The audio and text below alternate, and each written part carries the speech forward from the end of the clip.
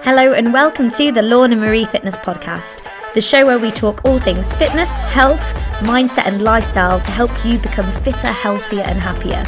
I help busy people who lack time, motivation and self-belief to look and feel great again.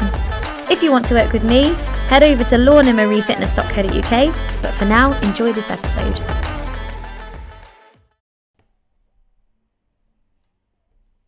Hello and welcome to episode 1 of the Lorna Marie Fitness Podcast.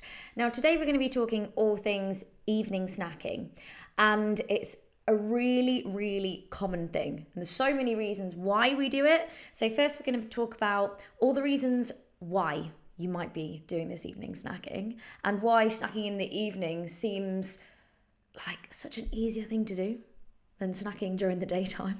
It is so easy, isn't it? When you've finished a long day, you might be low on energy, just feeling tired. You're in front of your favourite Netflix series, and the natural thing to do is just to have something open, a packet of something, right? It's kind of mindless.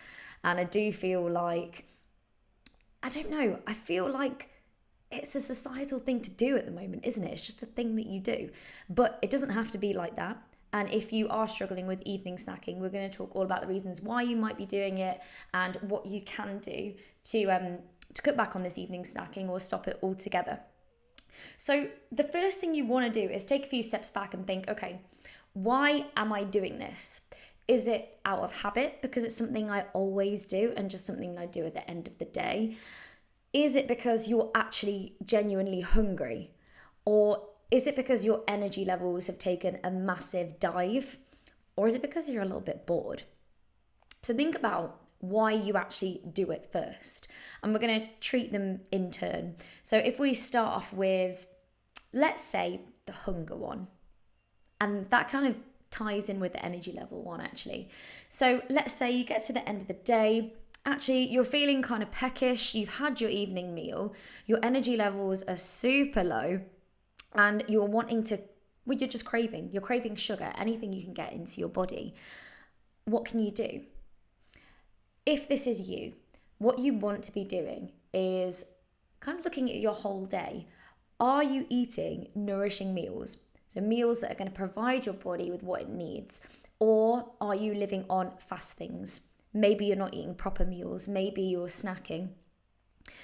If this is you, make sure at every meal time you are having enough protein. You're having the foods that are going to nourish your body and give your body what it needs. So what do I mean by that? I mean the leafy greens. I mean eat the colours of the rainbow. I mean not depriving yourself of anything. So, if you find that you are a busy person, but you're not eating carbs because you've been told that carbohydrates are the enemy, and if you want to lose weight, you shouldn't be having carbohydrates, that's rubbish. You need some carbohydrates to fuel your body. Are you getting enough protein into your meal? Basing your meals around protein means that your hunger levels are going to be lower and you're more satiated throughout the day.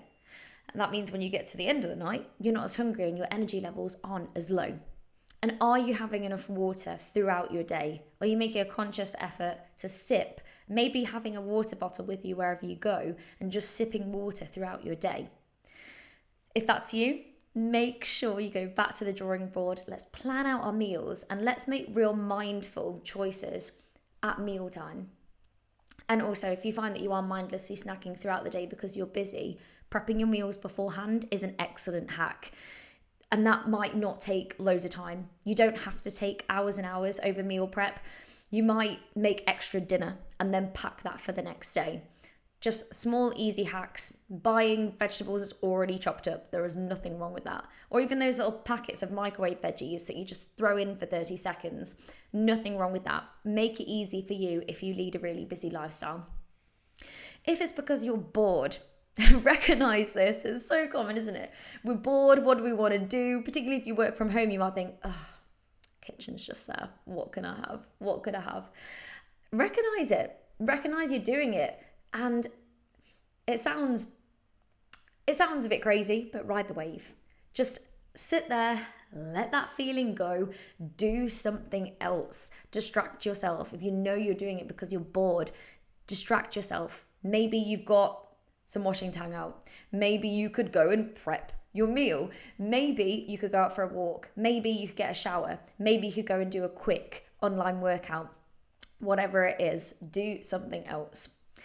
Now, if you are in the habit camp where just every night it's just something that you just do, you've done it for so long. Now, this one's a little bit different. This one is where you want to have a think about it. You want to think about, what is your trigger? What is triggering you to snack at this time? Is it the fact that you are sat in the living room on the sofa watching your favourite series? So your trigger there might be your environment, literally where you are. It's just what you normally do. So maybe straight after dinner, instead of then, clearing up, moving onto the sofa, watching your favourite series, what about going on a walk? Even if it's for 5 or 10 minutes, just having that little moment, having that little bit of fresh air, breaking up the routine, breaking it. So it's difficult with habits because you won't entirely ever get rid of them completely. And I'm not saying that you can't overcome this. I'm not saying that at all. I'm saying that if it's something that is so ingrained, it's something that you're always going to want to do, and it's always going to kind of be there in the back of your mind. But what you want to do is try and replace it with something else and break it. So just doing something else, breaking it, work out your trigger and break that. Maybe you're thinking, okay, I know what it is. It is, once I've had my evening meal, sometimes I get a little bit peckish. So therefore I do this, I do X, Y, Z. Okay, well, how can I really bulk out my evening meal? And if I am peckish, let's make sure that I do have enough. And then that is going to break that trigger of my feeling, oh, I'm a little bit hungry, so I want to go and have X, Y, Z. There's so many different triggers that you can have. It might even be the fact that your other half is sat there and they're having something. You need to work out what that trigger is and work out how you can change it and how you can break it. And then it is going to take time. And the thing is with breaking habits or forming new habits, it isn't always going to be an easy ride. And I think that's something that you have to recognize.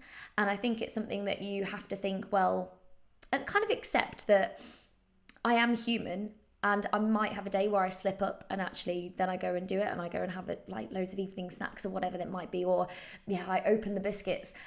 But then it's recognizing the fact that you are human and that is okay. It's about what you do next. And it's about that progression over time. And everyone knows that progression isn't perfectly linear. You are going to have dips. You're going to have troughs and peaks along the way. So if that's you, know that you are human and know that progression over time is key, and finding out what is triggering you and just kind of breaking that. And another thing you can do is, if you are somebody who you have your evening snacks and it's not something that you want to do and it's something you'd like to get out of the habit of doing, when you don't have your evening snacks, so let's say you've been really tempted, you really, really wanted to, but you didn't, focus on how good that actually feels. Just take a little moment. You might even want to journal this and write it down. So last night, didn't have it. I actually felt really proud of myself. I had a better night's sleep. So I'm going to go through like a few little hacks to finish off today. But I think this is a game changer. Like in terms of if you actually want long-term results, actually working with yourself. So thinking about how good it feels and how proud you are when you do make progress and reflecting on that, rather than dwelling, say, on the bad times, say, oh, I had a bit of a hiccup, I ended up doing it. Well, don't focus on that. Focus on the progression that you've made over time, because there is no point in dwelling in the little hiccups. So, as I said, I thought I would give you a few little hacks to finish, and here they are. So hack number 1, I've kind of already talked about, is journaling. So you want to find out like why you're doing it. So writing down what your triggers are, writing down when you're doing it, how you're feeling, how you feel afterwards, how was your sleep afterwards? Because we all know that when we eat close to bedtime, it disrupts your digestion and disrupts your sleep. So it disrupts that REM sleep, that deep restorative sleep, which is the sleep that essentially makes us feel better, it makes us feel restored. So thinking about journaling and thinking about, okay, why do I not want to do this? And we'll come back to that in a second. Another thing is pre-planning, and that might be, okay, I don't want to cut down snacking completely, but I want to make sure that I'm not having all these sugary snacks before I go to bed. I want to make sure that I'm going to have something nourishing for my body, and make sure that I leave enough time before I go to bed to allow my body to digest. So pre-planning, and that might also be pre-planning your meals throughout the day. So what you're going to have earlier on to make sure that your hunger levels are kept at bay and you feel like your body is being nourished. Another thing that I spoke about is going on a walk after dinner, just breaking it up, taking a little moment out, taking the time out, breaking the routine. And another thing, which is like a really easy thing you can do, is actually go and brush your teeth.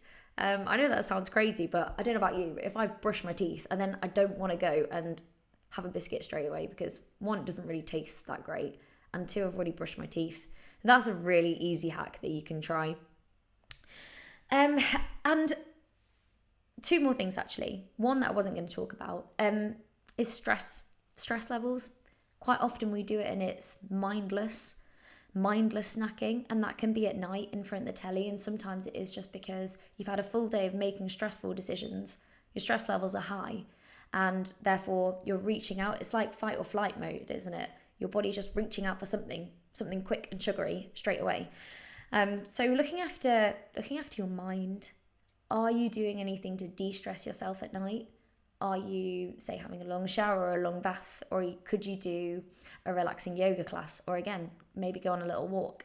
Doing something just to relax yourself. And finally, is really getting to the bottom of why you want to stop doing it. So why do you want to stop snacking at night? Is it because you know that you want to lose weight and you know that's your downfall, you're good throughout the day, and then you get to the end of the day and you feel like you ruin it? And then why do you want to do that? So it's asking yourself why a few times. Okay, I want to stop doing that because I know if I stop snacking at night, then I will be within my calorie deficit and I'll be able to lose weight faster. Why do I want to lose weight faster? It's because I want to feel good in myself. I want to look in the mirror and be proud of myself. Or I want to be able to run around with my kids and I know this extra weight isn't helping me do that. Or asking yourself why 3 times, say, well, I really struggle to sleep at night. And I think part of it is down to the fact that I am eating late at night. And at the moment, my energy levels are really, really low and I'm not performing at my best. I'm not showing up at my best for my work or my family. So therefore, do you see what I mean? If you really get to the depth of why you want to do it and work back from there, then it kind of means something more to you as well, rather than, oh, I'm just going to stop doing it because it's not a good thing to do. Well, why? Why is it not for you? I really hope that's been useful. Please let me know. And if you have any questions on anything I've said at all during the podcast, also please let me know. And if you are watching this and you're not a Law and Marie Fitness online member and you want to come and join us for a 6-week course, just get in touch and I'd love to have a chat. But in the meantime, I hope you enjoyed the podcast. Thank you all so much for listening.